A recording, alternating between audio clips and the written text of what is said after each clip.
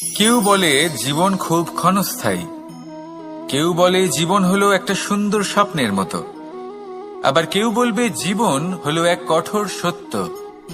কিন্তু জীবন আসলে কি? জীবন হলো আপনারই প্রতিবিম্ব, একটা দর্পণ। অর্থাৎ আপনি জীবনকে সেইভাবেই পাবেন যেরকম আপনি নিজেকে প্রতিপন্ন করবেন। যদি আপনি দর্পণের দিকে তাকিয়ে হাসেন, তাহলে আপনি সামনে হাসি মুখী দেখতে পাবেন। এবার যদি আপনি গম্ভীর হয়ে থাকেন, তাহলে আপনি একজন রুষ্ট ব্যক্তি দেখতে পাবেন। শেষে সবথেকে বেশি গুরুত্বপূর্ণ হলো আপনার চেষ্টা। আপনাকে সবসময় চেষ্টা করতে হবে যাতে আপনি নিজেকে প্রসন্ন এবং ইতিবাচক মনোভাবে রাখেন। এটা হলো আপনারই উত্তরদায়িত্ব, তাকে পালন করুন। এই মনকে প্রসন্ন রাখুন, এই সংসারকে সুন্দর বলে মনে হবে। আর এই মন প্রসন্ন হয়ে বলবে, রাধা রাধা। আমাদের শরীর প্রকৃতির সর্বশ্রেষ্ঠ রচনা।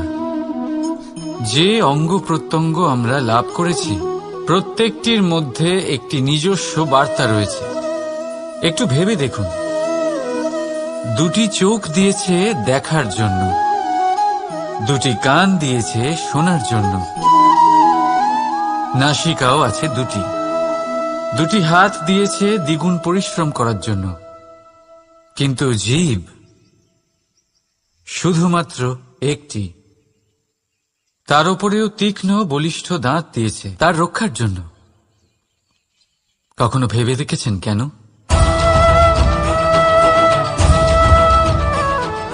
কারণ শব্দ আর শব্দের প্রয়োগ মানুষের সবচেয়ে বড় অস্ত্র, যার প্রয়োগ যত ভেবেচিন্তে করা যায়, মানুষ তার জীবনে ততটাই উপরে উঠতে পারে। তাহলে মনে রাখুন, দেখুন, শুনুন আর বুঝুন বেশি, বলুন কম। রাধা রাধা। আমরা সকলে শক্তি অনুভব করতে চাই। এবার যদি আপনাকে জিজ্ঞেস করা হয় যে সবথেকে বেশি শক্তির অনুভব কোথা থেকে করা সম্ভব, তখন কেউ কেউ বলবেন পুষ্টিকর আহার গ্রহণ করলে, ব্যায়াম করলে, কেউ বলবেন ধন লাভ করলে, বন্ধুদের থেকে, পরিবারের থেকে, আদি ইত্যাদি।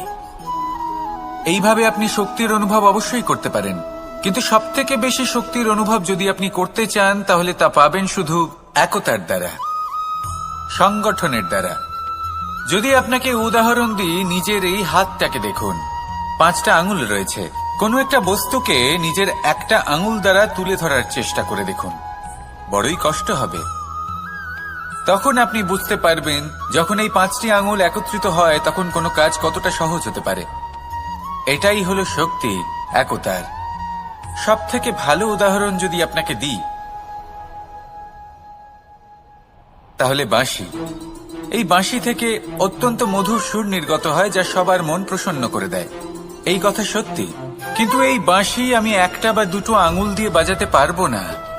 আমাকে প্রত্যেকটা আঙুল ব্যবহার করতেই হবে, তবেই এর থেকে মধুর সুর নির্গত হবে, যা সকলকে প্রসন্ন করবে। ঠিক কিনা?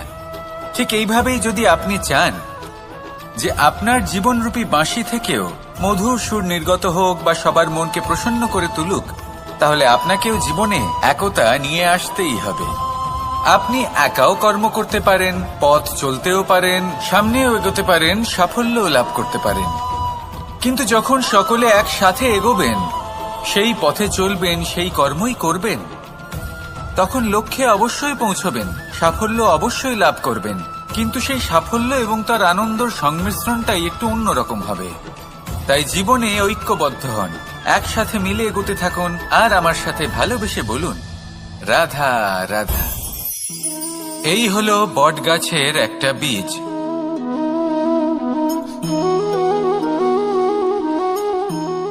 চলুন এটা রোপণ করা যাক, একটু জল দেওয়া যাক। এবার এখানে একটা বিশাল বটবৃক্ষ উৎপন্ন হবে।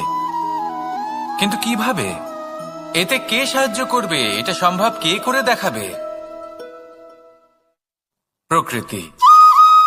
আগে হ্যাঁ, এই সংসারে যা কিছু উৎপন্ন হয়, যা কিছু নষ্ট হয়, তার জন্য প্রকৃতি দায়ী হন। এই প্রকৃতির কারণেই তো রৌদ্র আসে, প্রকৃতির কারণেই বৃষ্টি হয়, জল পাওয়া যায়। তার কারণেই এই বটের বীজ তা এক বিশাল বটবৃক্ষে পরিণত হবে। কিন্তু একজন মানুষকে দেখুন, মানুষ বলবে এই বৃক্ষে আমার অধিকার রয়েছে। কেন? কারণ আমি এই বীজ বপন করেছি। এবার সমস্ত কাজ প্রকৃতি করবে আর সমস্ত শ্রেয় মানুষ নিয়ে যাবে। এটা কি উচিত? কখনোই নয়।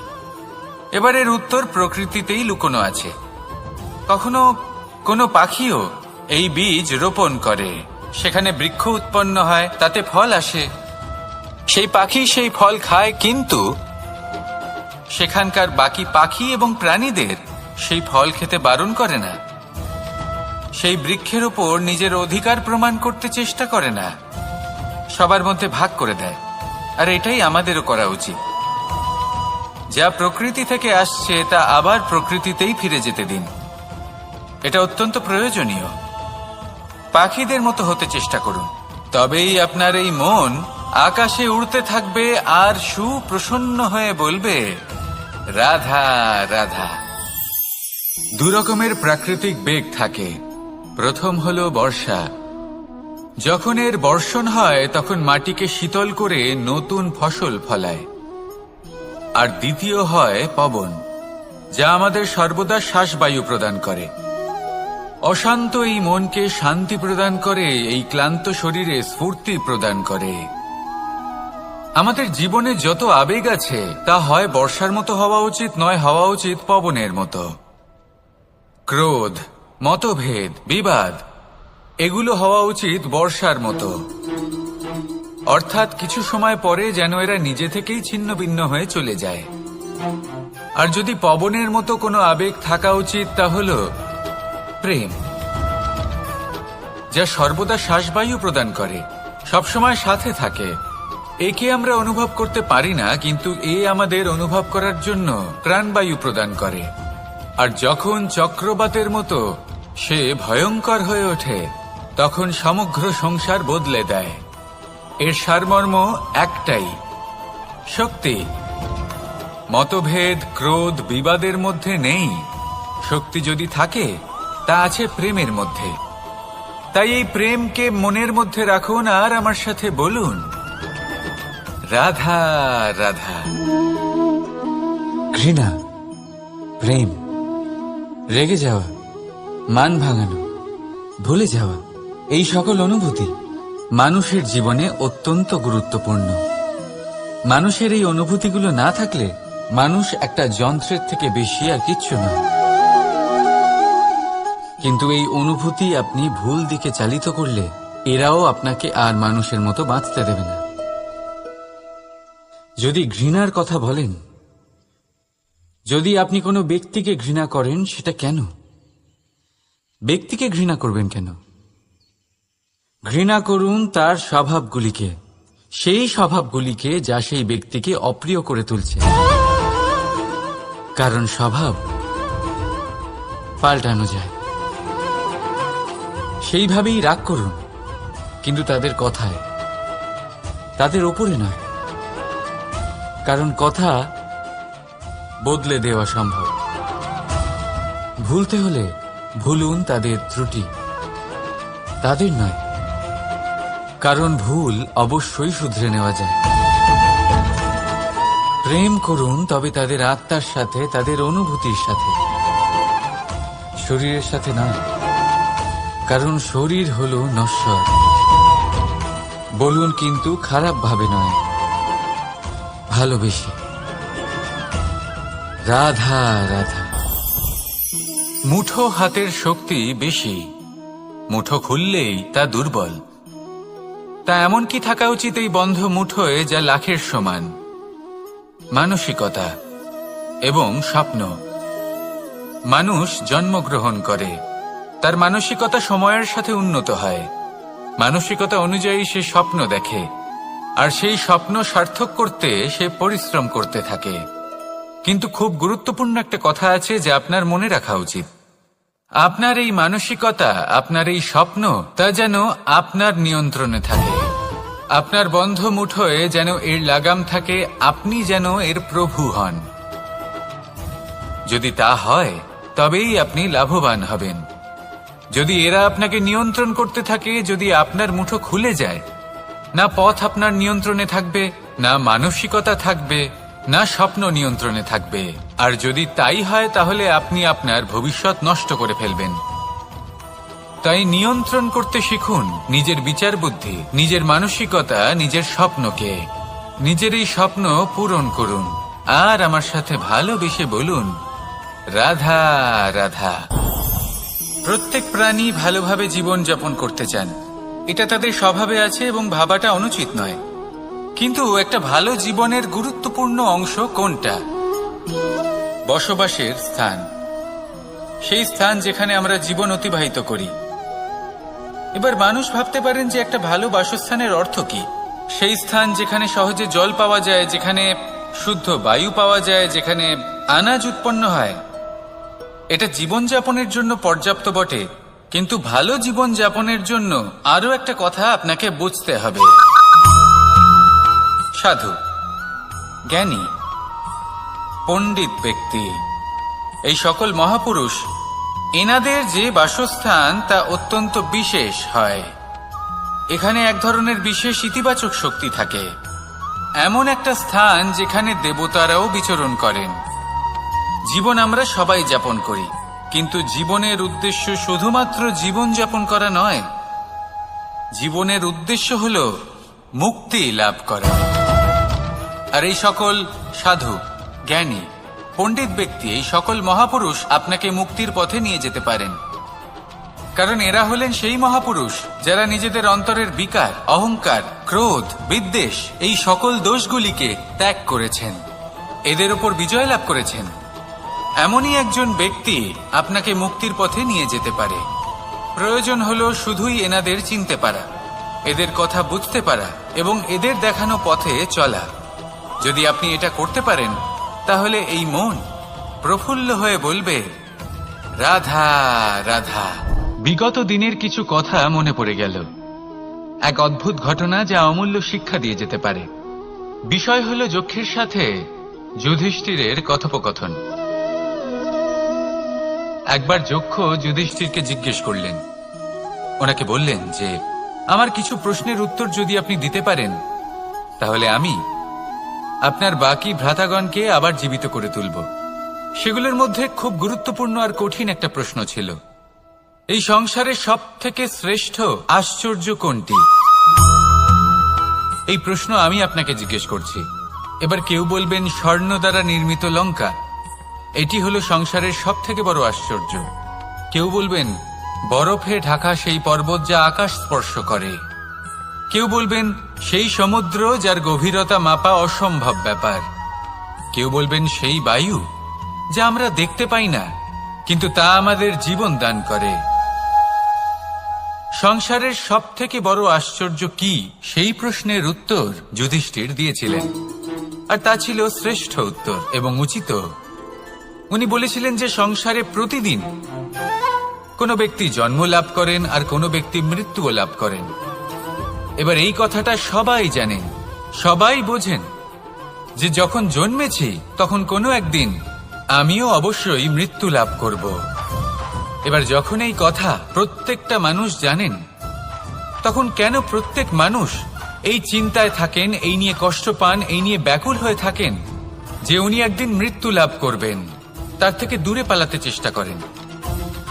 বলেন যে আমি মৃত্যু লাভ করতে চাই না। কেন? যেখানে কোনো না কোনো দিন এটা অবশ্যই হবে। এ হলো ব্রহ্ম সত্য। এই যে ব্যাকুলতা, এই ভয়, এই যন্ত্রণা, এই চিন্তা তার মনকে বাঁচতেই দেয় না, এই জীবন অনুভবই করতে দেয় না। সেই জন্য এই চিন্তা, ব্যাকুলতা, ভয় এসবের কি লাভ? কোনো লাভ নেই।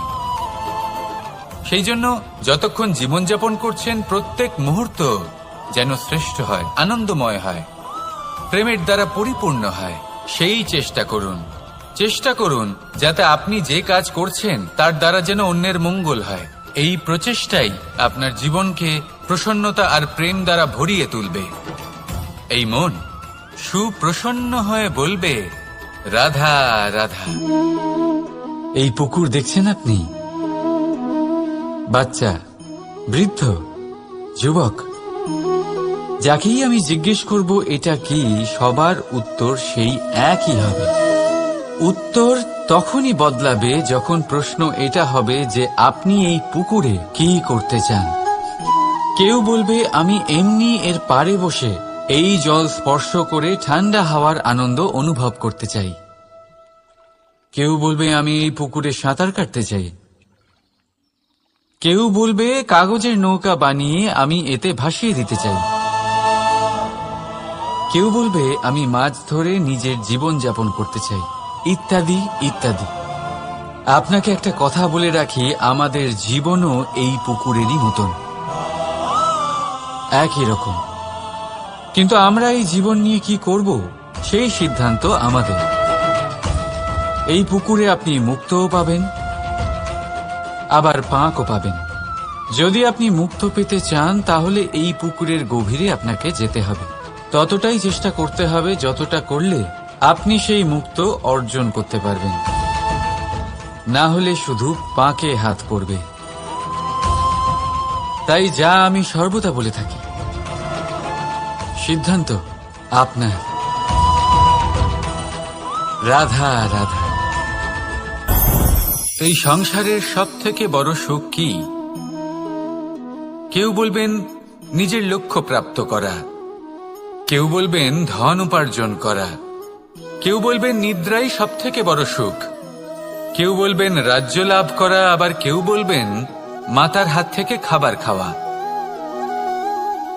আদি ইত্যাদি। কিন্তু যদি সত্যি কথা বলি, এই সংসারের সব থেকে বড় সুখ হল সেবা করা। কখনো কাউকে সেবা করে দেখুন। এই সেবা দ্বারা অন্য কোনো মানুষের আশীর্বাদ লাভ করাতেই সুখ রয়েছে। আপনার সেবা ভাব দ্বারা যখন কোনো মানুষ নিজের অন্তরাত্মা থেকে আপনাকে আশীর্বাদ করে, তার থেকে বড় সুখ আর কিছুই নেই। কারণ প্রত্যেক মানুষের মধ্যে ঈশ্বর বাস করেন। নরের সেবাই হল নারায়ণের সেবা। নিষ্কাম সেবা করাই হল সব থেকে বড় সুখ। তাই নিজের অন্তরে সেবার এই ভাব জাগ্রত করুন। যে সুখের কথা আমি বলছি, সেই সুখ অনুভব করেই দেখুন। এই মন সুপ্রসন্ন হয়ে বলবে, রাধা রাধা। বাহ, পুষ্পের সুবাস আমার খুব ভালো লাগে। অত্যন্ত সুন্দর হয় এই পুষ্প।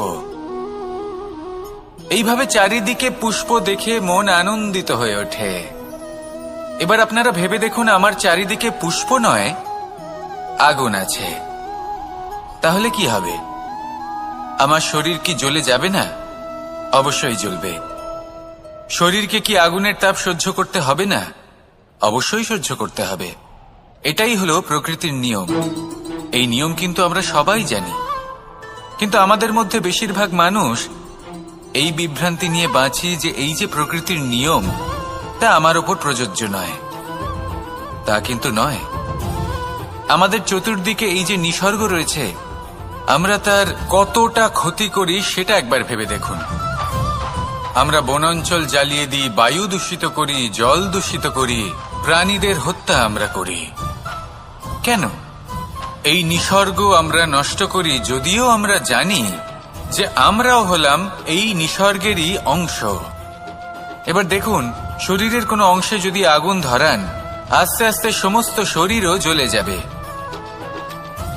সেইভাবেই নিসর্গ যদি নষ্ট হয়ে যায়, তাহলে মনুষ্য জাতিও নষ্ট হয়ে যাবে। তাই এই যে নিসর্গ আপনি দেখছেন, এই পুষ্প, এই বৃক্ষ, বায়ু, জল, এদের সকলকে রক্ষা করুন, নষ্ট নয়। মনে রাখবেন, যদি নিসর্গ থাকে মানুষ থাকবে, যদি নিসর্গ থাকে তাহলেই জীবন থাকবে। আসুন আমার সাথে ভালোবেসে বলুন, রাধা রাধা। এই সংসারে সবাই বলেন আমি অর্জুনের মতো হয়ে উঠতে চাই। সবাই চায় যে তারাও যেন অর্জুনের মতো গান্ডীব লাভ করে। তারাও চায় যে তাদেরকেও মহাদেব এসে পশুপতি অস্ত্র দান করবেন। তারাও এটাই চায় মহাভারতের মতো মহাসংগ্রামে বিজয়ী হতে। কিন্তু সবাই ভুলে যান যে অর্জুন যা হতে পেরেছিলেন সবকিছুই অর্জন করেছিলেন। যদি আপনিও অর্জুনের মতো গান্ডীব লাভ করতে চান, তবে আপনাকেও তার মতোই শ্রেষ্ঠ কাঠ নির্বাচন করতে হবে। সেই কর্ম আপনাকেই করতে হবে। তার প্রত্যঞ্চা যাতে তীব্র হয়, তার জন্য আপনাকে সর্বশ্রেষ্ঠ দড়ি খুঁজে বের করতে হবে। আপনার বাণ যাতে ঘাতক হয়, সেই জন্য আপনাকে নতুন নতুন ধাতু খুঁজে বের করতে হবে। সেই শিক্ষা আপনাকে লাভ করতে হবে, তবেই আপনার ইচ্ছে পূর্ণ হবে। অর্জুন হওয়া বড়ই সরল, যদি আপনি কিভাবে অর্জন করতে হয় তা জানেন। শুধুমাত্র স্বপ্ন দেখেন যারা, তারা কখনোই অর্জন করতে পারবেন না। কিন্তু যদি কেউ অজ্ঞাতবাস ভোগ করতে পারে, যদি কেউ লাক্ষাগৃহ থেকে পালিয়ে বাঁচতে পারে, যদি কেউ কঠোর তপস্যা করতে পারে, প্রতীক্ষা করতে পারে এবং পরিশ্রম করতে পারে, তাহলে সে অর্জুন অবশ্যই হয়ে উঠবে। যদি আপনি অর্জুন হয়ে উঠতে চান, তাহলে কর্ম করতে শিখুন আর আমার সাথে ভালোবেসে বলুন, রাধা রাধা। জীবন থাকলে লক্ষ্য অবশ্যই থাকবে। যদি লক্ষ্য থাকে, তার পথ অবশ্যই থাকবে। যদি পথ থাকে, তাহলে বাধা অবশ্যই থাকবে।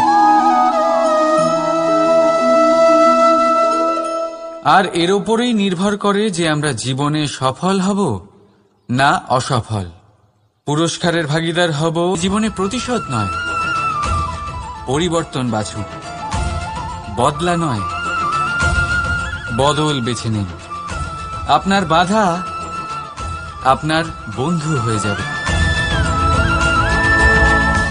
রাধা রাধা। সমস্ত মানুষের জীবন কিছুটা সমান হয়। মানুষ জন্মগ্রহণ করে, তারপর চলতে শেখে, জীবনে এগিয়ে চলে, বার্ধক্য লাভ করে, তারপর সমাপ্ত হয়ে যায়। কিন্তু সেই ব্যক্তিরা কারা যারা প্রকৃত অর্থে মনুষ্য জীবন যাপন করেন?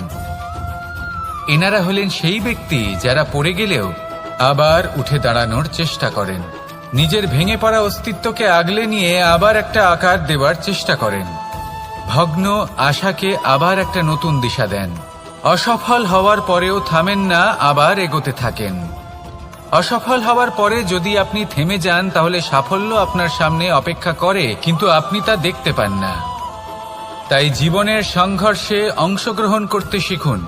জীবনের সংঘর্ষ থেকে পালাবেন না। আসুন আমার সাথে ভালোবেসে বলুন, রাধা রাধা। একবার একটা শেয়াল বনে বিচরণ করছিল। ও একটা ছোট্ট শাবক দেখতে পেল। ও ভাবল, আজ একেই আমি খাবার হিসেবে গ্রহণ করব। আশেপাশে দেখলেও কেউ দেখছে না তো, কেউ ছিল না। আর সেই শাবকের ওপর আক্রমণ করল, যা হলো একটা ঘোর অপরাধ। বনের নিয়ম অনুসারে আপনি কখনোই শাবকের ওপর আক্রমণ করতে পারেন না। তারপর এই খবরটা যখন রাজা সিংহ জানতে পারলেন, সভার আয়োজন করলেন। কিন্তু সেখানে শেয়াল বলল, আমি তো এরকম কিছু করিনি। কিন্তু যদি আপনি এরকম বলেন, কোনো প্রমাণ দিন, এর কোনো সাক্ষী আছে? তখন রাজা সিংহ পেঁচাকে ডেকে পাঠালেন, যে সেই মুহূর্তে বৃক্ষের শাখার ওপর বসেছিল। সে সব কিছু দেখেছিল। পেঁচা সব সত্যি কথা বলল, আর শেয়ালকে মৃত্যুদণ্ড দেয়া হলো। এবার এই কাহিনী আমি আপনাকে কেন শোনালাম? কারণ মানুষও কখনো কখনো এরকম কর্ম করেন যা শিয়াল করেছে। এটা ভাবেন কেউ দেখছে না, যখন আমি অনুচিত কর্ম করতেই পারি। কিন্তু না, আপনি যাই করুন না কেন, কেউ না কেউ অবশ্যই তা দেখছে। কোনো ব্যক্তি না হলেও কোনো প্রাণী, না হলে কোনো যক্ষ বা দেব বা প্রেত। যদি এনারা কেউ না দেখেন, তাহলে ধরিত্রী মাতা দেখেন, যেখানে দাঁড়িয়ে আপনি সেই কর্ম করছেন, তাই না? তাই একটা কথা সবসময় মনে রাখবেন, কে দেখছেন কে দেখছেন না সেই বিষয়ে ভাবা ছেড়ে দিন। এটা খুব সহজ কথা। আপনি যদি উচিত কর্ম করেন, উচিত ফল পাবেন। যদি অনুচিত কর্ম করেন, তাহলে আপনি অনুচিত ফল অবশ্যই পাবেন। সেই জন্য উচিত পথে চলতে থাকুন, উচিত কর্ম করতে থাকুন, আর আমার সাথে ভালোবেসে বলুন, রাধা রাধা। আপনি কখনো কোনো বাজকে নিজের বাসা বানাতে দেখেছেন? এই বাজ যখনই কোনো বাসা বানায়, তখন উঁচু গাছের ডালে বা কোনো পর্বতের শিখরে বাসা বানায় অনেক উচ্চতায়, আর সেখানে তার সন্তানও জন্মগ্রহণ করে। যখন এই সন্তানেরা জন্মায় তখন এই বাজ খুবই ভালোবেসে এবং খুব সাবধানে এদের পালন পোষণ করে। নিজের ঠোঁট দিয়ে তাদের ঠোঁটে খাবার পরিবেশন করে।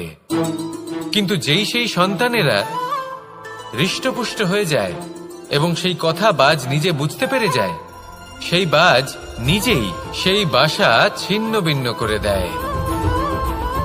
সেই সন্তান যাদের সবেমাত্র ডানা গজিয়েছে, কিভাবে উড়তে হয় তারা জানে না, সেই সন্তানগুলিকে উচ্চতা থেকে ঠেলে দেয়।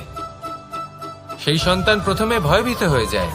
তারা সামনে মৃত্যুকে দেখতে পেয়ে ভয়ের কারণে তাদের ডানা ঝাপটাতে থাকে, আর সেই প্রক্রিয়াতেই সেই সন্তানগুলি উড়তে শুরু করে দেয়। এবার এই ঘটনায় আমরা কি শিক্ষা পেতে পারি? এটাই, যদি আপনি মাতা পিতা হন তাহলে নিজের সন্তানকে অবশ্যই স্নেহ করুন, কিন্তু তাদেরকে নিজের আঁচলের তলায় বেঁধে রাখবেন না। যদি আপনি চান আপনার সন্তান জীবনে উন্নতি করুক, তাহলে নিজের মুঠো থেকে তাদের স্বতন্ত্র করে দিন। এই সংসারে সংঘর্ষ করতে দিন।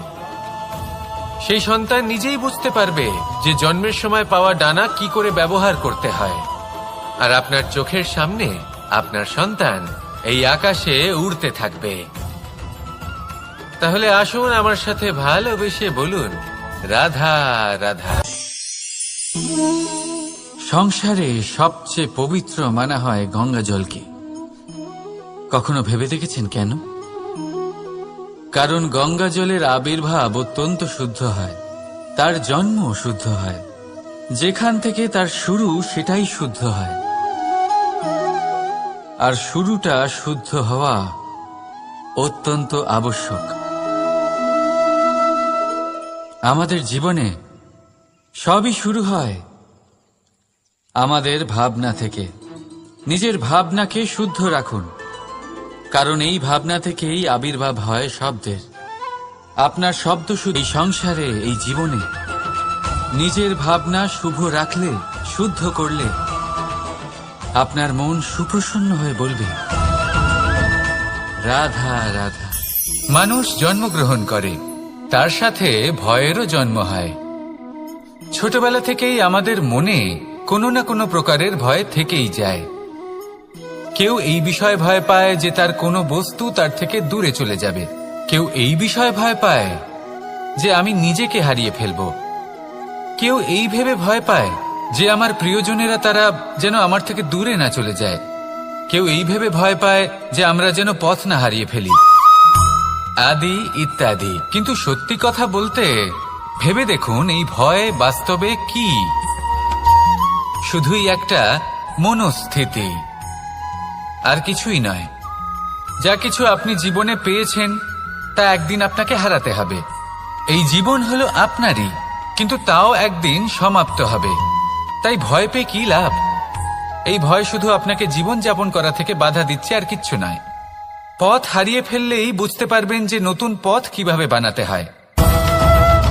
কিছু মানুষকে জীবন থেকে হারালে তবেই আপনি বুঝবেন যে আপনার আপনজনকে।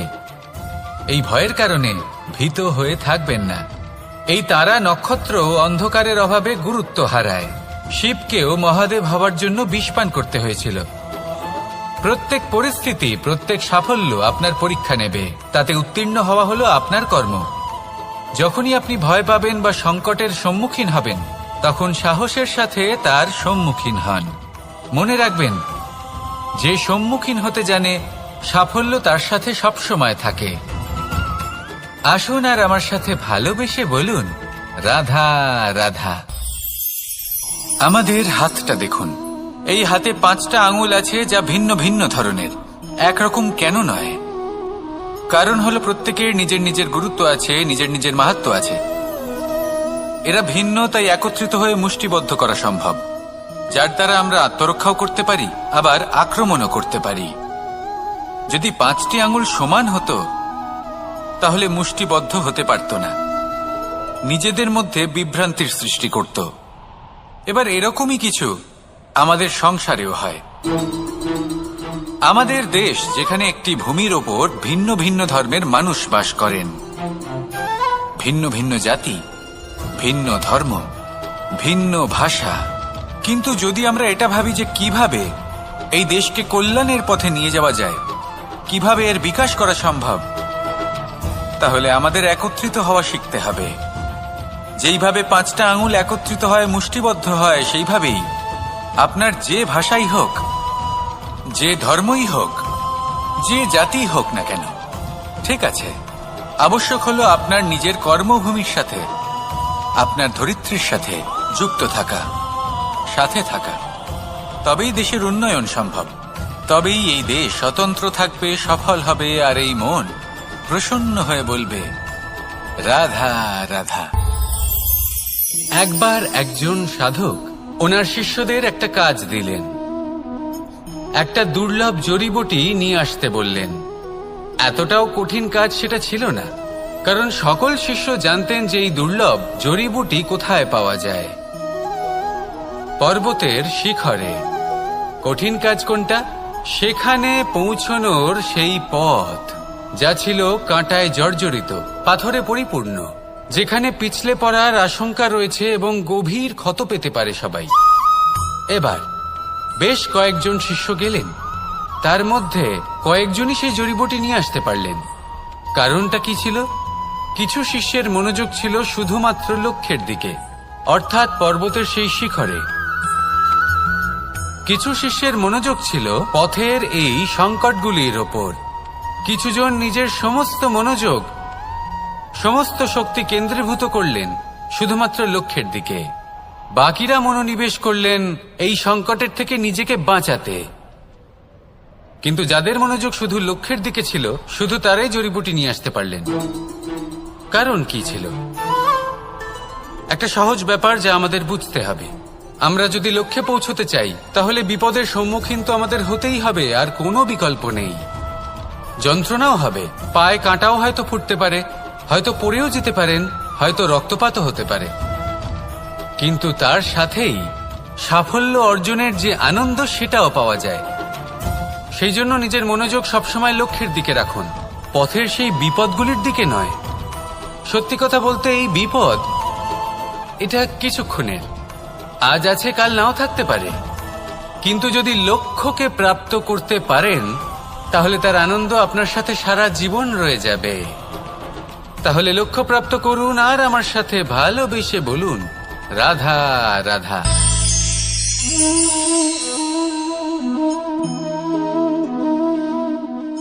দুধ আর মাখন। যদি আমি আপনাকে জিজ্ঞেস করি এই দুইয়ের মধ্যে সম্পর্ক কি, আপনি বলবেন এ তো সহজ ব্যাপার, দুধ থেকেই তো মাখন তৈরি করা হয়। যদি আমি আপনাকে জিজ্ঞেস করি এই দুইয়ের মধ্যে তফাৎ কি, তাহলে কেউ বলবেন একটা তরল হলে অন্যটা খুবই গাঢ়। কেউ বলবেন একজন পিতা আর অন্যজন সন্তান। না, এই দুইয়ের মধ্যে তফাৎ হলো শুদ্ধতার।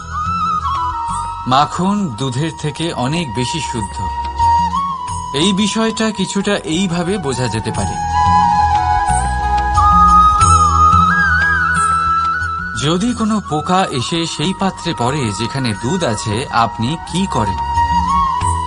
আপনি সেই দুধ ফেলে দেন। কিন্তু যদি কোনো পোকা এসে সেই পাত্রে পড়ে যেখানে মাখন আছে, তখন আপনি কি করেন? আপনি সেই পোকা বের করে ফেলে দেন। সেই পোকা নোংরা, সেই পোকা দূষিত। আর যদি আমাদের মন তরল হয়, তাহলে এই পোকা আমাদের মন দূষিত করে দেবে, তা নোংরা করে দেবে। কিন্তু যদি আমাদের মন মাখনের মতো শুদ্ধ হয়, তাহলে কুচিন্তা আপনা থেকেই চলে যাবে।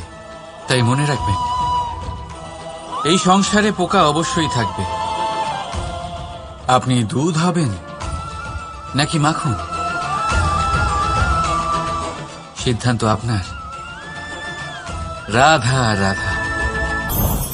এই সংসারে আমি একজন কুশল সারথি হিসেবে প্রসিদ্ধ। কিন্তু এমনটা ঠিক কেন?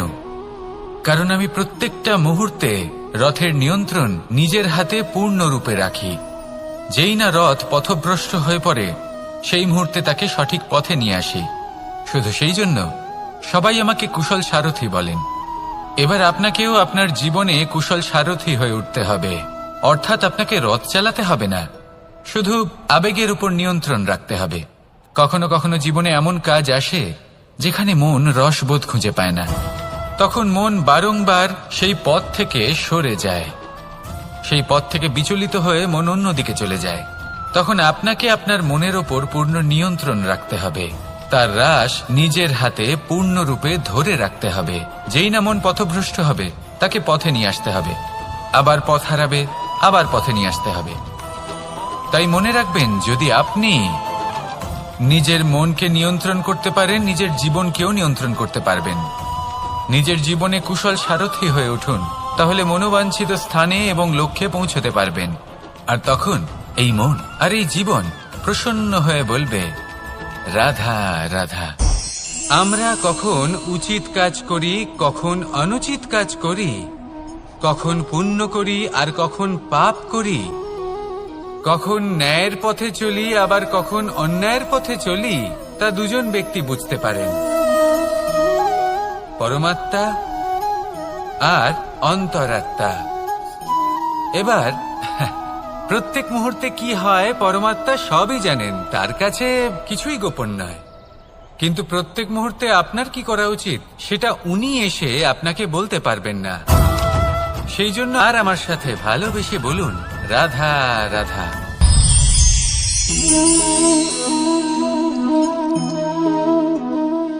আপনি জীবনে কখনো না কখনো কোনো বৃক্ষকে জল অবশ্যই দিয়েছেন।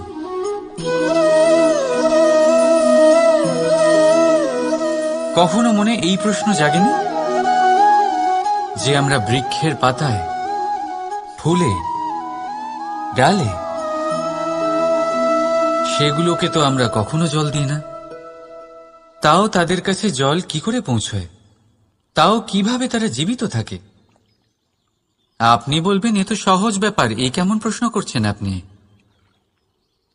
গোড়ায় জল দিলে তা বৃক্ষের প্রতি অংশে অবশ্যই পৌঁছবে, তাই না? তাই মন আর আত্মা দিয়ে কাজ করুন, মন আর আত্মা থেকে প্রেম করুন, আনন্দই আনন্দ পাবেন। রাধা রাধা।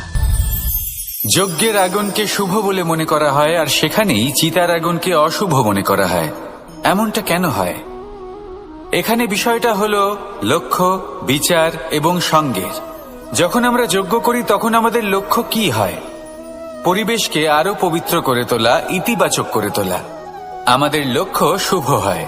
তারপরে আসে বিচার। এই পরিস্থিতিতে সেই বিচার হলো অগ্নি। স্ফুলিঙ্গ থেকে তীব্র আকার ধারণ করে সমস্ত কাঠকে পুড়িয়ে দেয় এবং সুগন্ধ ছড়িয়ে দেয়। অর্থাৎ যদি আপনার লক্ষ্য শুভ হয় তাহলে তা নিজেই শুভ বিচারধারাকে আমন্ত্রণ জানায়। এই শুভ বিচার তখনই আসবে যখন আপনার সংকল্প শুভ হবে। অন্যদিকে হলো চিতার আগুন। এর লক্ষ্য কি? একটা দেহকে পরধামে পৌঁছে দেওয়া। সবার শেষে সবকিছু আপনার উপরে নির্ভরশীল যে আপনি কোনটা চয়ন করতে চান। আপনার লক্ষ্য যদি শুভ হয় তাহলে আপনার বিচার এবং সঙ্গতি আর তার পরিণাম সবই শুভ হবে। আসুন আর আমার সাথে ভালোবেসে বলুন, রাধা রাধা। এমন কিছু রয়েছে মানুষের মনে, তাদের জীবনে এমন এক আবেগ যা সর্বজন বিদিত, যা সবাই জানেন যে উপস্থিত আছে। সেটাকে আমরা সমস্যা বলে থাকি। এমনিতে আমরা সকলেই জানি যে এমন কোনো গৃহ নেই যেখানে মৃত্যুর ছায়া পড়েনি, এমন কোনো বৃক্ষ নেই যার দ্বারা ওষুধ তৈরি সম্ভব নয়, এমন কোনো অন্ন নেই যা সময়ের সাথে বিষ বা অমৃতে পরিণত হতে পারে। এবার এই সমস্যাগুলি কোনো ব্যক্তির জন্য সমস্যা হতে পারে, কিন্তু নিজে থেকে এরা কোনো সমস্যাই নয়। এরা আসে আমাদের সাহায্য করতে, আমাদের কিছু শেখাতে। আপনি নিজেই দেখুন, পর্বতের শিখর থেকে কোনো এক পাখি পড়ে গিয়ে নিজের প্রাণ ত্যাগ করলো। সেটা কখন সম্ভব? যখন সেই পাখি ওড়ার চেষ্টাই করে না। তখন যখন কোনো ব্যক্তি জলে পড়ে যান এবং ডুবে গিয়ে নিজের প্রাণ হারান, এর সম্ভাবনা কখন বেশি থাকে? যখন সেই ব্যক্তি সাঁতার কাটার চেষ্টাই করেন না। তখন এই সমস্যা প্রত্যেকের জীবনে থাকবেই, কিন্তু এটা মনে রাখা প্রয়োজনীয় যে কোনো সমস্যা পরিস্থিতির কারণে সমস্যা হয়ে ওঠে না। এই পরিস্থিতি যখন আমাদের সামনে আসে আমাদের তা কঠিন মনে হয়, আমরা নতমস্তক হয়ে পড়ি, ভয়ভীত হয়ে পড়ি, তার সম্মুখীন হতে পারি না। তখন তা সমস্যার রূপ নেয়। দৃঢ় হয়ে দাঁড়িয়ে থাকুন সাহসের সাথে, এই পরিস্থিতিগুলির সম্মুখীন হন, দেখবেন সমস্যা কখন সাফল্যে পরিণত হবে আপনি জানতেই পারবেন না। আসুন আমার সাথে ভালোবেসে বলুন, রাধা রাধা। এটা কে না চেনে? এটা হলো রুটি। এটাই সেই কারণ যার জন্য মানুষ দিন রাত কঠোর পরিশ্রম করতে থাকে। দেখতে গেলে এই রুটি যদি এমনি পাওয়া যেত তাহলে মানুষ হয়তো কোনো কাজই করত না, কোনো কষ্টই করত না, জীবনে কোনো পরিশ্রমই করত না। তবে একটা কথা অবশ্যই ঠিক, যে রুটি শুধুমাত্র খিদে মেটায় না, আমাদের জীবনে বড় বড় শিক্ষা দিয়ে যায়। তাই শুধু পাওয়ার জন্যই ব্যাকুল হয়ে উঠবেন না, ফেরত দেওয়াতেও বিশ্বাস রাখুন। কারণ যখন একটা সম্পর্কে দুই পক্ষ থেকেই প্রেম থাকবে, দুই পক্ষ থেকেই করুণা থাকবে, কিছু করার প্রবৃত্তি থাকবে, তবেই সেই সম্পর্ক আপনাকে আনন্দ দেবে। তাই যখনই আপনি রুটি খাবেন মনে রাখবেন আপনাকে আপনার সম্পর্কগুলিকেও এরকম মধুর বানাতে হবে। আর মন সুপ্রসন্ন হয়ে বলবে, এই বৃহৎ বৃক্ষকে দেখুন, অত্যন্ত শক্তিশালী বৃক্ষ।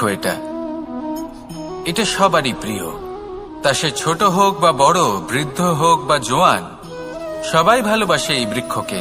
আর সত্যি বলতে এই বৃক্ষ সবাইকে সেবা করে, সবাইকে ফল দান করে, সবাইকে ছায়া প্রদান করে।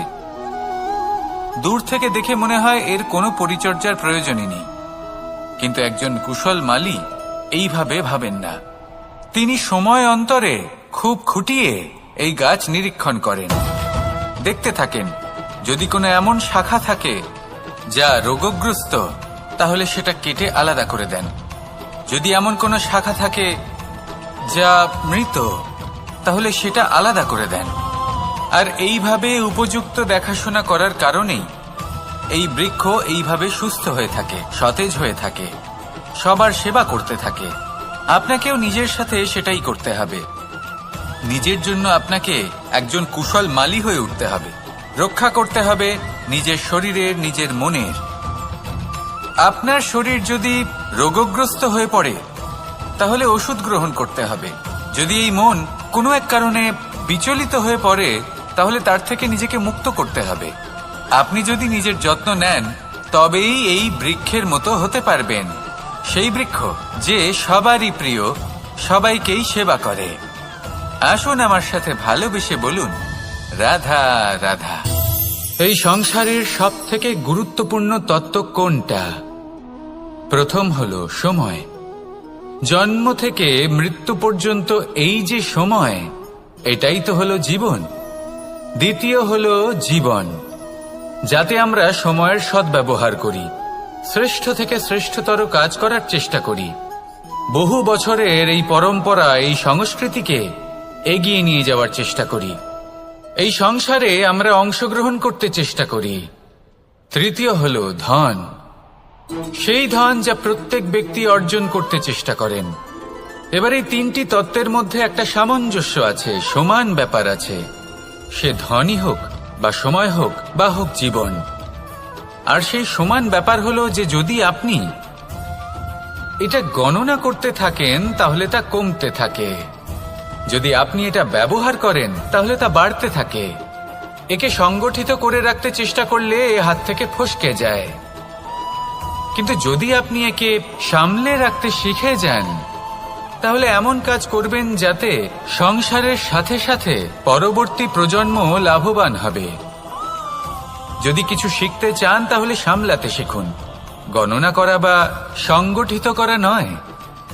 আসুন আর আমার সাথে ভালোবেসে বলুন, রাধা রাধা।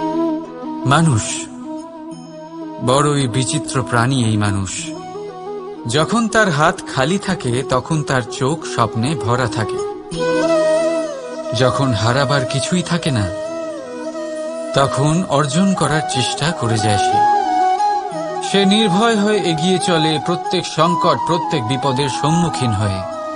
কিন্তু যখন হাত ভরে যায় তখন স্বপ্ন দেখাই বন্ধ করে দেয় সে। যা পেয়েছে তা যাতে হারিয়ে না ফেলে সেই ভয়, সংকট ও বিপদের সম্মুখীন হওয়া বন্ধ করে দেয়। সেই পথটাই ভুলে যায় যাতে চলে সে সাফল্য অর্জন করেছে। এটা অনুচিত।